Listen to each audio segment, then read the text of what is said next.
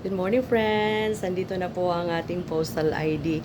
Nakuha ko po ito after 1 week nang nagpa-capture doon sa Makabalan Post Office po. So, ganun lang po siya kadali. Ganun lang po siya kadaling kuhanin at saka ganun lang din po siya kadaling makarating po sa inyo.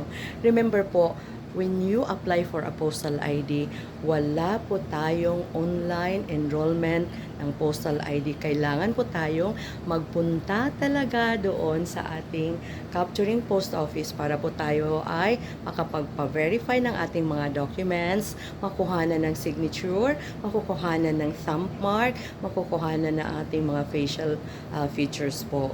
So yun po, anybody can apply for a postal ID as long po as you have all the documents needed, kayo po ay makakakuha ng postal ID.